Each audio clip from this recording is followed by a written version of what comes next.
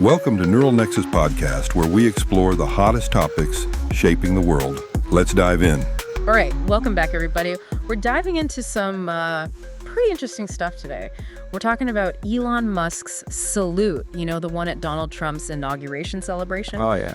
And we've got this article from The Independent, and it really lays out the whole controversy. Oh, wow. So, it's kind of wild how much debate there was about, what it all meant. Yeah. I mean, like a simple gesture like that Yeah. can just set off like a huge chain reaction. Yeah. It just gets everybody talking, what's the meaning behind it and everything. Right, and that's exactly what happened, right? Exactly. So, set the scene for us. Okay. What exactly went down? So picture this, right? Elon Musk is on stage. It's Trump's inauguration celebration, and he's talking about these, ambitious goals, putting humans on Mars, planting that American flag up there. He gets all excited, and then boom, he does this salute. He pounds his chest, raises his right arm, kind of at an angle up towards the sky, then turns his back to the audience and repeats it toward the American flag. Wow, I can already see how that would be a little controversial. Right. So what were people saying about it? Oh, man, it was all over the place. You had some people, they just flat out saw it as a Nazi salute. Others, they thought, oh, it's a Roman salute, maybe he's into history or something. And then you had the folks who were like, come on, he's just being enthusiastic, right? No big deal. Oh, that's interesting. It's crazy how the same gesture can be seen so differently. Yeah. By, everyone watching it. It's really about perception. Exactly. And when you add in all the historical baggage that comes with certain gestures, it gets even more complex, take the Roman salute, right? Yeah. It has roots in ancient Rome, of course. But then it was adopted by, fascist regimes. Right. Think Nazi Germany. So even if Musk meant it as this, harmless nod to Roman history, right, you can't just ignore the darker side of that gesture. It's no matter what the intention was, it's it's carrying this historical weight, Totally. And it's interesting because the controversy wasn't just about the salute itself. People were also digging into Musk's background, his connections, Right. And this wasn't exactly his first time being linked to some, controversial figures. Yeah, no, not at all. Right. If you look at his history, you kind of start to see a pattern. For example, he's spoken out in support of Alternative for Deutschland, the AfD. It's a German political party. They have ties to neo-Nazis. Wow. And he even met with one of their leaders at one point. I hadn't heard about that. What about his online presence? There was something with his X profile, wasn't there? Oh, yeah. For time, he changed his username to, get this, Kickius Maximus. Oh, wow. And he used a Pepe the Frog profile picture. And those are not exactly mainstream symbols. Right. They're pretty much this rooted in the alt-right world, So you've got the salute, potentially mimicking this gesture with a really disturbing past. And, this pattern of behavior where he's seems to be drawn to these far-right figures. This is pretty wild. Yeah. And to make things even more interesting, the Anti-Defamation League, the ADL, they chimed in on the controversy. And their response was, well, kind of surprising, to say the least. Okay, I'm all ears. Okay. What did the ADL have to say? They actually described it as, get this, awkward. Awkward. Rather than a Nazi salute. And they basically call for grace and unity, given the sensitive political climate and everything. That's kind of interesting, given that they're supposed to, be fighting anti-Semitism and hate. Yeah. But hold on, didn't the ADL and Musk have some pretty public feuds before? Oh, you're totally right. It's been, let's just say it's been a bumpy road between them. Musk has embraced some pretty controversial ideas in the past. The Great Replacement Theory, which is, pretty well-known anti-Semitic trope. Yeah. And then there were those threats he made, to sue the ADL over, lost ad revenue on X. He blamed them for it, said it was because of their accusations of anti-Semitism on the platform. Wow. So there's definitely some history there. Oh, yeah. But on the other hand, didn't their leader, Jonathan Greenblatt, praise Musk for that time? He suggested banning, certain pro-Palestinian phrases on X. Yeah, he did. And that actually caused a lot of, backlash and even resignations within the ADL. Wow. So it's this whole tangled web of relationships and ideologies. Oh, totally. I mean, it makes their kind of tame response to this whole salute thing Yeah. even more like puzzling, right? It does raise some questions, like, were they just being super cautious or trying to, like, smooth things over with Musk, or did they genuinely believe that he didn't mean any harm by it? It's tough to say for sure. It's crazy how this whole thing isn't just about one gesture. It's about, relationships. hmm It's about politics. It's about, like, the power that symbols have in our culture. Absolutely. It's really fascinating. Yeah, and that complexity, it just makes it even more important to like peel back the layers and look at everything Cool. that's going on here, Yeah. and to understand like the historical context that's shaping how people are interpreting everything. Yeah, that's really important. So, where do we go from here? Like, how do we even start to untangle all of this? Well, one thing that might be helpful is to compare Musk's salute to something similar that happened with Laura Ingraham, the Fox News star, Yeah. at the Republican National Convention back in 2016. Uh-huh. She made a gesture that people said looked a lot like a fascist salute, Yeah. and it caused a big stir. Oh, yeah, I kind of remember that. So, are we saying that Musk was just, like, copying what Ingram did? Not necessarily. Hmm. But when you look at the two incidents side by side, it makes you think more about, like, intention versus impact. Yeah. Like, even if someone doesn't mean any harm by a gesture, it can still carry this historical baggage that's really hard to shake off. It's like you can't just, separate the gesture from its history, Right. even if the person doing it says they didn't mean anything by it. Exactly. And that's why it's really important to understand how organizations like the EDL define things like the Hitler salute. Yeah. They're very specific about what it is. The Yeah. outstretched arm, palm down, sometimes with a chance. But even without all of that, just the resemblance to that symbol, it can be enough to actually cause harm, It's powerful. Yeah. So we've got Musk's salute, which could be echoing this really dark part of history. We've got his connections to these far-right figures. And then we've got the ADL trying to figure out how to handle this super sensitive situation.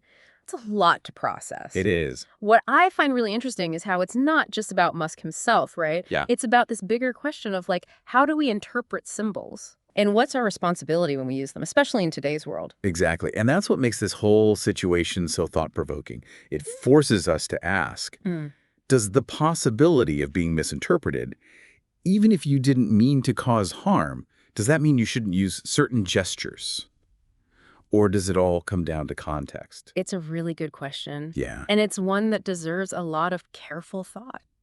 What do you think? Like, where do we even begin to answer that? Well, I think it's a question that, like, really gets to the core of responsibility, Yeah. Especially in a world where, like, everything you do could be, online for everyone to see and judge. Right. So it's like, do we have to think about, like, every possible way someone could interpret our actions? Yeah. Even if that's, like, totally not what we meant.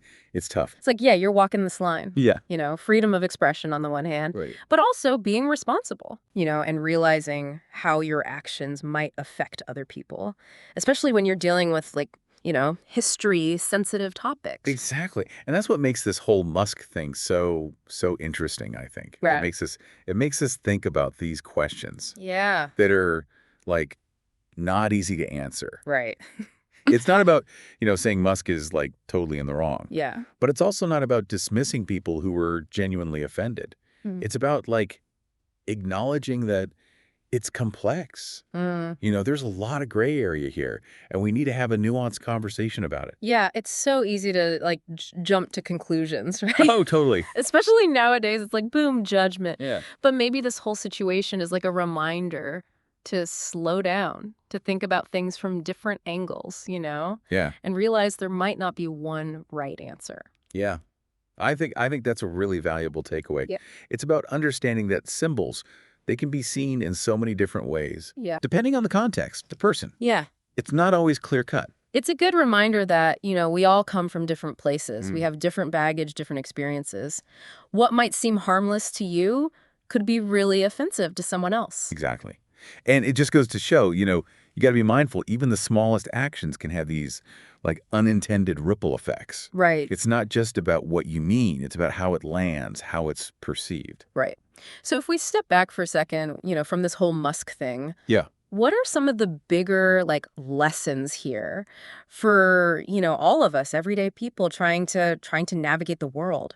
I think For one, this situation really shows how important it is to, like, understand history. Uh-huh. You know, the history of these symbols, the gestures, how they've been used and how they've been misused, throughout time.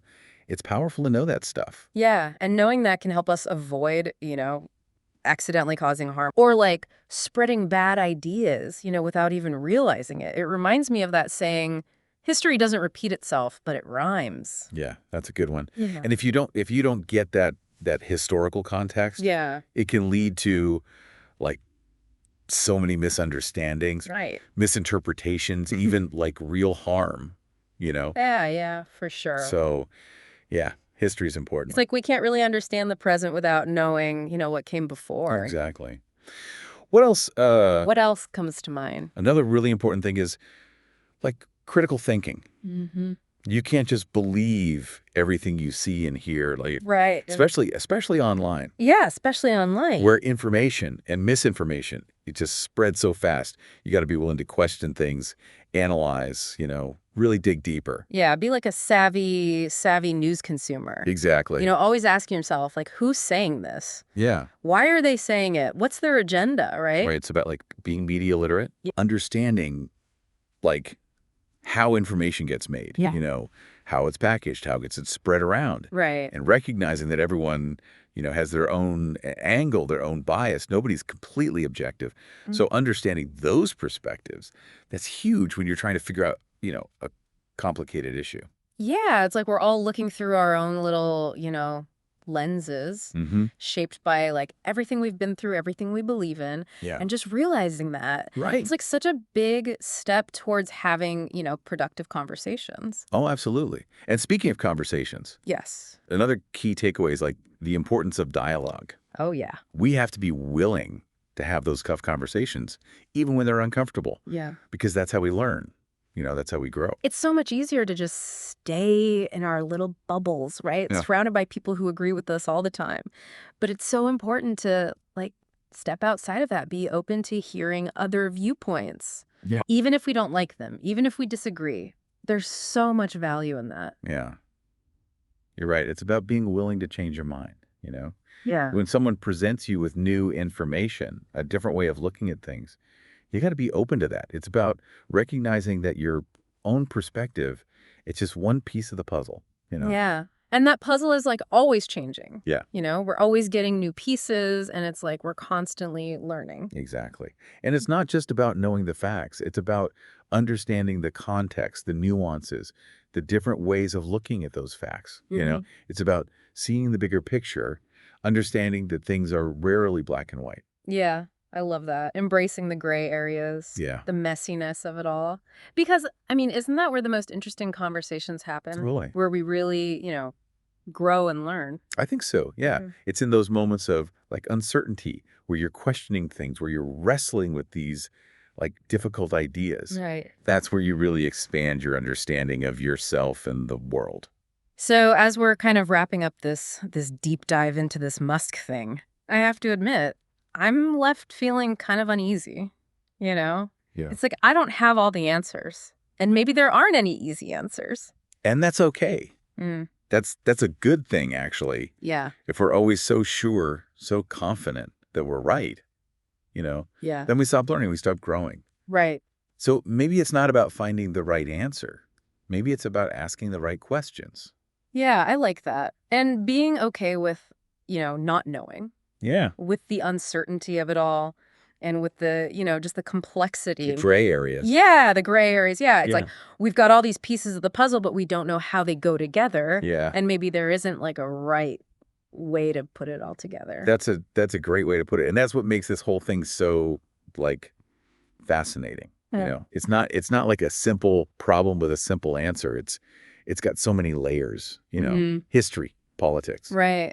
It's all tangled up. It makes you think about, like, what are the limits of, free speech? Yeah. Like, does it matter what you meant? Mhm. Or is it just about, how people see it, the impact, and, like, what's our responsibility, Yeah. to think about all that, how our actions could affect other people, especially, in today's world? It's a different world now. We're so connected. Like a symbol, a gesture. Right. It can mean so many different things to different people. Right. You might think it's harmless, even funny, Right. but someone else could be, like, really hurt by it. So, like, as we're, trying to figure out how to live in this crazy world, what can we actually do to be more thoughtful, Mm-hmm. more responsible, more aware of how, our actions might affect other people? Where do we even start? I think it starts with education. Okay. We got to learn about these symbols. Yeah. The gestures, Hmm. their history, how they've been used, how they've been misused. I mean, knowledge is power, right? Yeah, for sure. That knowledge can help us, not do something that hurts someone else. Exactly. Even if we didn't mean to. Or like accidentally spread some, bad ideas. It's also about listening to people, right? Oh, yeah. The people who have been hurt by these symbols, by this kind of stuff. Absolutely. Mm. Like, empathy is huge here. Mhm. Putting yourself in someone else's shoes, trying to understand their experience, what they've been through, that helps us be more sensitive, more thoughtful. And it's about, being willing to have those tough conversations. Yeah, Even when it's uncomfortable, right? Because ignoring it doesn't make it go away. exactly. It's about, like, making space for dialogue, Yeah, for disagreeing respectfully, right. for, like, really exploring these complex issues and admitting that we don't have all the answers. Yeah. We can learn from each other. So as we're wrapping up this deep dive into this whole Elon Musk salute thing, Yeah, I think the biggest takeaway for me is we've got to be more careful, more deliberate, with our actions, with our words. totally. Because everything Yeah. we do now, it's like magnified. Right. People are watching, they're judging. So even a small gesture can have, like, huge consequences. It's a wake-up call, Yeah. We got to be more aware, more responsible, more empathetic. Yeah. And it's a good reminder that, this journey, this trying to understand things, it's never really over. No. There's always more to learn, more to talk about. It's a process. So to everyone listening, what really stuck with you from all this? Yeah. What questions are you still thinking about? And how are you going to take all this and, apply it to your own life, to how you interact with the world? Keep thinking about it, and we'll see you on the next Deep Dive.